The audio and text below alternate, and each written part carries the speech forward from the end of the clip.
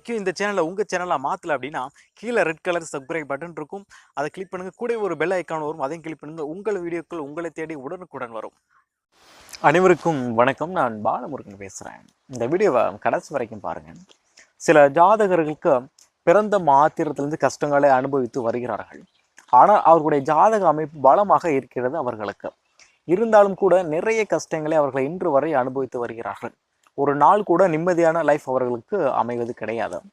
ஜாதக அமைப்பில் தோஷங்கள் எதுவும் இல்லை என பல ஜோதிடர்களும் கூறுகிறார்கள். ஏன் இவர்கள் இவ்வளவு கஷ்டங்களை அனுபவிக்கிறார்கள் என்று பார்ப்போம்.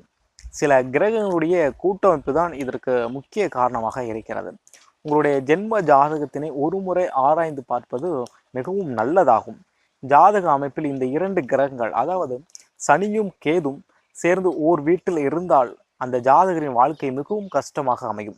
சில ஜென்ம ஜாதகத்தில் தோஷங்கள் இருக்கிறதா என்று அனைவரும் பார்க்கிறார்கள். ஆனால் கிரகங்களுடைய கூட்டமைப்பு எப்படி ஜாதகத்தில் இருக்கிறது என்பதை பெரும்பாலும் அனைவரும் கவனிப்பது கிடையாது.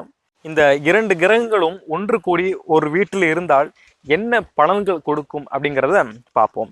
இந்த ஜாதகருக்கு குடும்பத்தில் அவப்பெயர் உண்டாகும், குடும்பத்தில் கஷ்டங்கள் உண்டாகும். இவர்கள் வீட்டுக்குள் நுழைந்ததுமே இவர்கள் தேடி கஷ்டங்கள் வரும். இவர்களுக்கு நிம்மதி இல்லாத ஒரு வாழ்க்கை அமையும். சனியும் கேதும் கலந்து ஒரு வீட்டில் இருக்கும் பொழுது திருமண தடை இவர்களுக்கு ஏற்படும். இது ஒரு விதமான தோஷங்கள் ஆகும். இந்த தோஷங்களை பரிகாரம் பண்ணி சரியான முறையில் நிவர்த்தி பண்ணிட்டோம் அப்படின்னா இந்த பிரச்சனைகளை விடுபடலாம். இந்த வீடியோ உங்களுக்கு பிடிச்சிருந்து அப்படின்னா லைக் பண்ணுங்கள், ஷேர் பண்ணுங்கள், கமெண்ட் பண்ணுங்கள். நன்றி.